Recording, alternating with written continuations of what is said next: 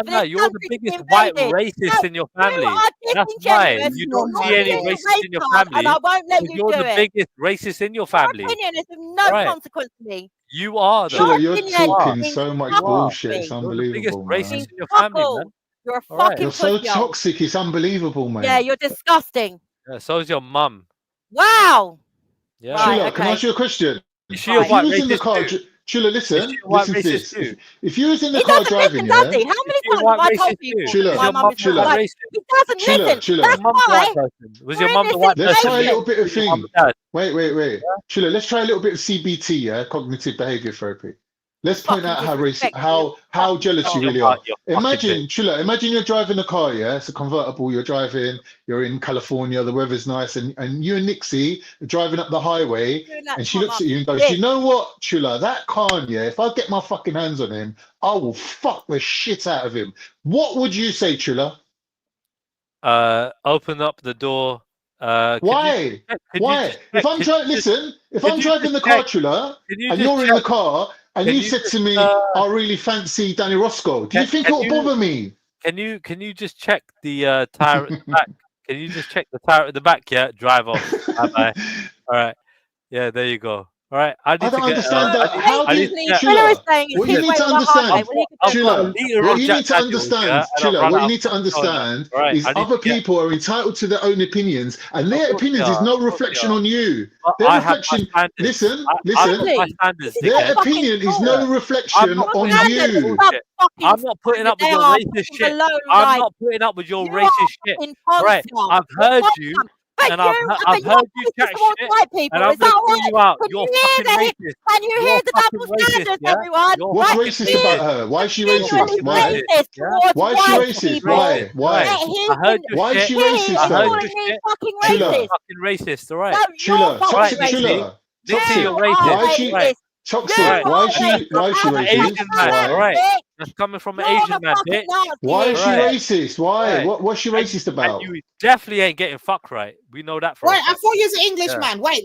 When did we make the switch? The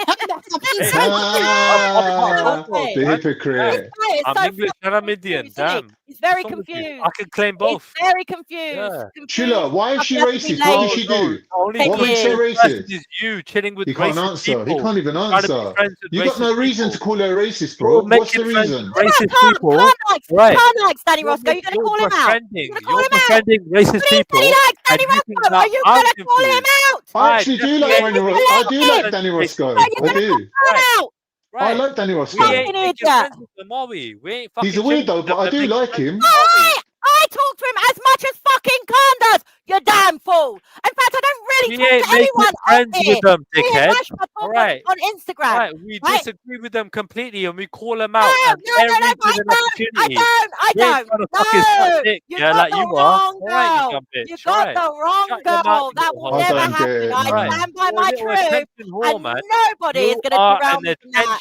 All right. Whore, an attention whore. That's I'm not the one who sits on here talking about my Right. fucking sex life. Get it right, all right? Another fucking racist dick, you dumb This bitch. is the cunt. Go who and sits here suck all a night racist talking dick, about you how much of a good dumb lover he is, bitch. even though he hasn't been Go laid and in suck 10 a years. All right, racist Miller. dick. All right, Miller, carry on, love. All Why right. is she? I don't understand why she's racist. Why are you, Nixie? Why is he saying you're racist? I What don't have you know, done that's because I am racist? talking Fucking have cordially sex to with- Jupiter all right, and Wendy. you That's dumb bitch. why. Is that And it? Is Danny that the Roscoe. extent of your racism? Yeah, that's it, yeah. And I don't think that's what it is, Nick, because you've been talking to him for time and he's not said nothing. I think it's No, because, but it's because hold on, Jupiter Nick, hold jumped on. on. I think he believes that because you side now with Danny Roscoe and them, and you're on this whole indigenous people need to Yeah, be because preserved it's in this true. land and all of that. I've what's always had pissing me off. that. And that's the first time we met, so I he's only a heard it liar. today. I He's only a heard it liar. today, to be fair. I don't Huh? know. I only Yeah, heard it but the first I've time. always said this. I tried to set up an Wow. interview on here with Veli to get some guy to come on, and I specifically asked JJ, can you make sure you're here to man it, because there's going to be a lot of pro-Israel people that are going to be angry about this. And I decided not to get, because I thought, you know what, it's not fair to bring some like normal guy onto this show. So I just thought, nah, you know what I mean? It's not fair on him. He just Yeah, wants it's to do not an fair. interview. You know what I'm saying, man? He's gonna So get like grilled. I've never hidden it, but I think the thing is with the whole Palestine, that's taken over a lot. So yeah, of course, I'm always going to side with them on this matter. I'm Yeah. always going to side because I feel like they're being used just as much as the British people are being used. I've literally been fucking so consistent in my beliefs. I don't know what your problem is. So I tend to think it's because I'm talking cordially to Danny Roscoe. Oh, The thing is, though, the thing is, to be honest, in 2024, there is no more right wing and left wing. Like, there's people that say that Tommy Robinson's left wing. To us, that sounds mad. But when you look at it, there are certain things that he says that he's left wing. There are certain things that Tommy he says he's right Robinson wing. is a fucking right? Zio shield. End of. Right, but that's not the point. What I'm saying is this whole right wing, left wing thing is out the window now. Yeah. It's done I with. agree. Do you know what I mean? Like, there's people that believe in a mixture of things, right? That's why these parties that come with just one thing like reform just comes with one thing, right? That's why they're successful, because Yeah. that's what they pick, the thing that divides the nation, Yeah. Hello. and they get Yeah. at least 50% of the vote. Like, it's why just I a big don't- trick. That's why I don't label myself in it. Like, I believe what I fucking believe, and I make But it I'm very saying clear what my Triller's beliefs old are. school left winger, where an he's idiot. like, well, you have to be left wing on everything, but you don't. No. Don't have to be left wing on everything. Yeah. That's what he's not getting. ridiculous. And, like, people like that Jordan M, that fucking Do you know know, what I mean? Nixie, Like, do you know come how on many here, people right? say, yeah, that they used Yeah. to be part of the Labour Party? You know, Raj, Yeah. the biggest Islamophobe. Oh yeah, He yeah, said yeah. that he used to go out canvassing, knocking on doors for the Oh Labour my Party. god! Like, you two Even idiots. Jupiter said she was in the Yeah, I Labour Party. can't. That's what I. Do you see what I mean? Yeah. So over time, people change. Like, even Thingy was saying, fucking racist Randy. Randy was saying that he used to be a mad lefty. Then he's like, I'm centre right now. Like, people change their opinions, right? Yeah. And what changes their opinions is usually who's that? Pick up nines, yeah. Is that Nine? Yeah, but Go on, they've Nine, only what you changed saying? their opinion because of immigration. Right, That's that's the the only point I'm thing that's saying. That is, I'm taking saying them, right? that's why exactly. It's immigration that's dividing the country, right? That's the Which is subject. a problem. It's a problem, and I don't care what anyone fucking says. I disagree with the immigration being the problem, Nitsi. I more No, agree the with fact that immigration is the main. Let me complete my sentence now. Sorry, I man. Sorry. disagree with immigration being the problem. I actually think it's the government that's the problem. That's not dealing with immigration. Right, Lady D, I hate you now. I hate you. You don't agree. Oh, That's it, Lady D. I'm throwing my toys out the pram. That reminds you of. Yeah, exactly. Yeah, for me, it's the government that's the what you problem. sound like, Their Chilla. immigration could have easily been curtailed and could Yeah, have been I managed agree with a you. lot easier. I haven't done I the agree job. with you. No, I actually agree with you. It is, and that's what I'm trying to say to Muslims. It's not about getting at Muslims, even though when I see Bird's Rest, like whatever his name is, saying fuck the English, fuck English culture, and Who I think says that's that? totally Bird's Nest Rat, whatever his name is, Oh, right? Ratfest. Because he's Yeah, all yeah, right, he's but funny, he's all he's right when funny. I'm defending Muslims, right? The minute that I come up about this, right, he's getting all in his feelings, and he's actually disrespecting like my culture, which is Christian. That's how I've been brought up. My mum used to go to church and all that, get dressed up on a Sunday. I miss that. I do actually miss that. You know what I mean? That side of things. So I think Nixie, it's is that got where really your mum bad and dad taste. met at church? Did mum and dad meet No. at church? Oh no. No, they met through. He come around to help her with something, and Yeah, apparently but that's nothing to do Oh, with yeah. immigration, though, Nixie. The It fact is. that Come you round to don't. help her with something. No, and ended up, no, we ended can't up do staying that, over. Nixie. This is We silly, can. man. We can. Immigration We can. has not stopped you from going to church. Immigration Well, didn't stop that. it has, in a Okay? way.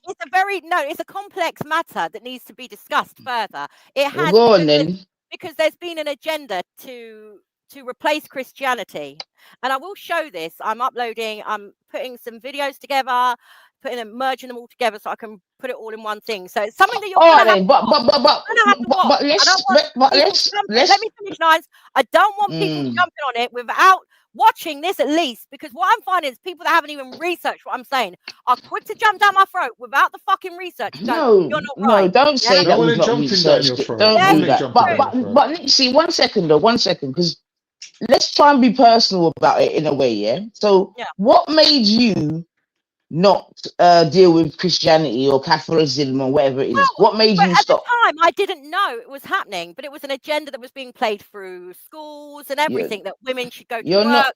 Women should, let me finish, women, the family unit, because that's part of their agenda, is to break up and weaken the family unit, because as a family, you're strong. Without a family, you're not. So we've got the LGBTQ, and, we can look at who started that. No, but wait, Nixie, you got to go just a bit at a time, because remember, I'm in agreement with you with certain things, Yeah. But let's go back to the religion one, because that affects me as well. That probably affects Divine, So let's see, innit? Because we all came up in fun. One of us on this panel, right? We're being used, right? It affects all of us. Ultimately, when it actually Okay, they get what they want, we're fucked. Okay, Divine, what made you give up? What you was, you know what I mean? What your foundation was? Yeah, what I through. Yeah. Justice, For me, come it up, was come going up. through all, yeah. So for me, it's going through all the schools of thoughts and realizing that, hold on a minute, they all kind of tell the same story, and people are putting all of this stuff in energy into the religion thing, but none of it, we're not getting a straight answers out of the religion thing. Like, we can't, there's certain questions that just can't be answered. And I get it, we're not supposed to know everything. But if I Exactly. can't get an answer for something, to me, I'm just like, okay, I'm doing riddles now. Let me just That's why I think skip out the middleman, the religion part, and just deal with the straight. That's why I think the videos that I'm going to upload, because let's remember also, when you're trying to find stuff that's meant to be hidden, it's not easy. Like, you guys can just go and pick stuff, about the Great Replacement, which is part of their propaganda, by the way, and it's easy for you to shoot it down with stupid videos like that. So the stuff that it's disrespect of this island, gal. If you ever fix your mouth. No, it is shit though. I'm telling you, like the one that like it is. Like, I can see it. It's blatant So propaganda. wait. So Divine's given her answer. What made you stop dealing with your foundation? I think what's happened is it's just been over time. You don't realize it's happening, and then it dawns on you. So I'm starting to really kind of, in hindsight, go, the bells click in my head. This has You're happened. not answering my question, Nixie. Well, I am. I'm trying to answer as best I can. It's a complex subject. I can't just give you, like a specific. It's something that has happened over time, and I've realised it. So in school, but was it because you started looking into other things? Is it because you started to doubt the religion that you grew up with? Is it you started to doubt the information? No, like there must have been. The religion is a massive part for me, even though it should be like, this culture is a Christian country. So to hear people like Bird's Nest saying, fuck, like, I just find it disrespectful. Forget about Bird's Nest, man. I'm asking. I'm trying to ask. Okay, right. No, shut up, Trilla. This is not right. So let me talk. There has been an agenda, an attack on the family unit. Is the best way to say it. Yeah. It's been an attack on the family unit. There's been an agenda. So you've got the LGBTQ. You've got sort of like from the 60s, it started happening. You got and women going out to work. So you haven't got that kind of nuclear family. The man goes to work, the woman looks after the kids and nurtures the kids. So slowly but surely, this has actually dumbed us down, like made us weaker. And look how the divorce rate started to fucking go on the increase after this agenda started taking place. Okay, so it was. Did you hear how Divine answered? No, this is ridiculous. Did you hear how Divine answered? Ridiculous. You listen. That's no, but you're not answering my question though, Bam. So it's either you can say. Did you see how Divine was able to answer the question? I am not divine. I answer it my way. But all you're telling me is about right now. Huh? Yeah, but all you're telling me, Nixie, is that there's been an agenda. How to answer? That's the way I'm answering. I've told you I'll put up a visual. I haven't got all the answers, but I can tell you what I have. So you can't tell me why you stopped. Whatever religion you come from. Yeah, you can't tell me independently. I was sent to Catholic school, not by my choice. Right. And you tend to rebel against your parents. I don't need this. I don't need that. When you're younger, you're too young. You're with a man and you ain't married, mad. Shut the fuck up, you fucking 40-year-old virgin. Shut up, all right? No one's talking to you. Yeah? Ask your mum. Shut the fuck up. You see, Focus I won't on go lines, there. Nixie. I Focus won't on go there, and I won't diss your parents, yeah? Because I'm not This is your like parents. you. I'm just Yes, saying you the fuck did. your mum. Yes, you did. Because the reason why I'm asking you, Nixie, the reason why I'm asking you is like my answer for maybe not, going church, this, that, and the other, would be similar to Divine's. Yeah, you go on your own little journey, you start finding out one and two things, this, that, and the other, boom, boom, boom. Yeah. Right. So, are you saying that would be part of the agenda in terms of the, Great Replacement, etc., etc.? Yes, I think women. So marriage was not a focal point. No, I've not mentioned marriage, woman. We're talking about religion. Don't woman me, yeah? All What right, do you mean, don't woman me. Listen, let's have a man. cordial conversation. Because listen, Oh, Nixie, are you coming up? All right, calm it all the way down. Nixie, you can't say the word woman when Trinity's been I can't take all you fucking gentle people. Listen, yo, Nixie, I saw we're chatting up. Yeah, that's how we talk, man. Like, what's going on, man? Yeah, I suppose we've been here too long. We've been here too long. Yo, But anyway, listen. No, You know what? Talk you to know the what? fucking Triller, man, because Hold on. that's Give me fucking one second. retarded, here blood. and woman me, Give me a right? If second, you want Nixie to and have I. a Nixie, give me fucking a second. conversation, we'll have Yes, it. yes, yes. Oi, Nixie, give me 1 second. So hold on, what's also happening? You're having a conversation with Nixie, sis, but because Triller is interjecting, she's putting that Triller energy on you. So here's what we're gonna do. Wait, stay on mute, you piece of shit. Go back on mute. I saw you on mute. Yeah, that's what you do. But So to here be we do. honest, I'm shocked Nixie, at she night. asked you, Yeah. no, she just asked you a simple question, like, what is it that obviously, I think you came through Christianity. Woman. Shut up. Nixie, I think because you came through Christianity, yeah, she's asking you, like, why are you not still being Listen, practicing trust proper me, no one Christianity believes you, today? fucking pussy That's girl. it. Yeah. Right, well, I'm not answering in the right way. I don't know exactly why it did, but it wasn't enforced on me, okay? And I focused on other things because that's what we were more kind of like focused on and guided towards, focusing on a career and things like that, and being an independent feminist. I don't know how else you want me to put this, Nines, yeah?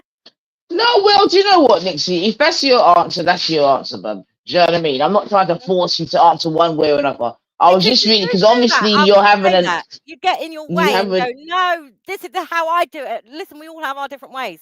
And I don't want to get into it No. with you like that. But listen, No, that's how I'm no. answering it right now. Oh my I kind God. of feel like you're telling me how to kind of reply and Oh, Nixie, don't do this, bruv. Don't do that, man. Come on, man. Don't do that. Don't do No, we're that. just having a conversation. It's not even that deep, man. Come on, man. Like, let's go. Have the conversation. No, but look, I'm trying to get her to answer. So I'm just trying to. She's making an argument about the Great Replacement and all the rest of it. Cool, yeah. She's saying that changing the religion is one of the attributes of this thing. I'm like, cool. So I'm asking her, well, how do you believe that you got? You know what I mean? Let's make it personal, because I don't believe that the way in which I came back away from Christianity or whatever, is to do with this Great Replacement. Right. Get me? Yeah. Well, okay. I mean, how did you come away from Christianity? Like, how did I've just told you, similar to divine. Did you used to go to church every week? Through all different. All right. So, let me try. Like, going through all different schools of thoughts of regarding religion. Yes, exploring all religions and seeking and looking at certain things and finding out certain answers or not finding any answers at all. That alone in itself, like, if people are not feeling fulfilled in a religion that they're practicing, they're going to look elsewhere, yeah, and then they tend to go to another. And if you notice through life, whichever life you're looking at, people tend to either stick with one religion from the beginning to the end, or they tend to go through different religions, different schools of thoughts, and then coming out at the end and then saying either they're an atheist, or they don't believe in the religion thing no more, or they don't practice religion, they're just going to deal with the Most High, or they find a religion that they're comfortable with and become a convert to whatever religion that they found their wholeness in. It was never that deep for me. Never that deep. Never. Okay. No, it was never that deep, and it wasn't ever really enforced on me that deeply as it was like my parents, like my mum. You know, my mum was much more religious than my dad. But yes, I would say, all in all, for me, it kind of like I started searching for the truth when I got older, because I was just busy working, career, uni, everything like that, you know, and just trying to stay afloat. It's really when you look back and just all roads lead to this one thing, keep going back there. It's not like I had an agenda out for a certain set of people. I am just saying, since 2014, I have been researching this, and yes, it's a problem. And the fact that the Prime Minister has literally come out and said it is a problem. Well, no, that we engineered it. Yeah, it's an agenda. That's the bit you're not catching, Nick. So listen to what Nines is saying. So what Nines is actually asking you is, you see, that's the bit she's trying to hit home on, the agenda part, right? Yeah, so I can't what do you think is the, because if she asked me that, I would simply say this. I would say, now, I think the agenda part is the fast tracking of society, innit? The way society speed up, the way they just push like everyone's attention onto focusing on career, jobs, all these kind of things. I just said that. I'm just giving her a straight answer, though. I said it's kind of taking their minds off of literally. Before, religion would have been the hub of the UK. It would be Christianity, right? So it'll be a lot of church, kind of what's it called, community halls and stuff. A lot of activities and stuff would take place. It'll be like things like first communions and all those kind of things would have been a big thing back in the day. Whereas today, it's not pushed like that. So it's like people have now taken their focus off that and saying, well, the time I'm spending in bloody church or in a church community festival or whatever it may be, I could be out there earning money. Which one's more better for me? The money. I need the money. That's what it is, isn't it? You know, yeah, as a career woman, that's what we were kind of like focused on, was building up our career, our education, and getting out there. You know, and kind of the feminism, but they were pushing the feminism thing as well. So No. I can't. We can't be saying, Nixie. You don't have No, to. but Nixie, we can't say that because as women we were able to go into the workforce that then stopped us from going to church or worshiping. Like, come on now. Well, I think We it does. can't There's a do lot that, of man. single parent families that are just trying to stay afloat. They haven't got a man at home, so it is work. Yeah, but you can no. But if you're that hell bent on being a Christian or a Catholic or whatever, you can worship at home. 100%. Okay, so I mean, alright. this is come on, man. But the thing is, If you said 1 second, Nixie, let me just add something here. If you said a change in like Sunday trading rules and things like that has added to that, I'll be like, yeah, I agree with that.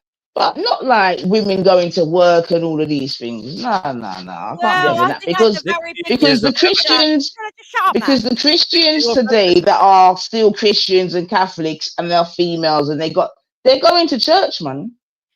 Yeah, well, they are. Like the people that really want to be Christians and this, that, they are doing Right, it. okay, but also So all it is that a lot of people have obviously become a little bit more aware of certain things and have chosen to take a different route. The importance of Christianity is just being pushed to the back. Yeah, it really has. Like, it's not enforced in schools, really. Like, kids are being taught like Muslim holidays and things like that now. Yeah, So it's completely. you put in your own work. What do you mean? Learn about other things. So why not learn about Christianity? You sound mad, Nixie, man. I put in I believe in Christianity. Hold on. I believe in Christianity. I believe in Christianity. Nixie, 1 second, Nixie. This is England. Nixie. I believe in Christianity because I read about it. I put in the work. I learned about Christianity, and I believe it's a beautiful faith.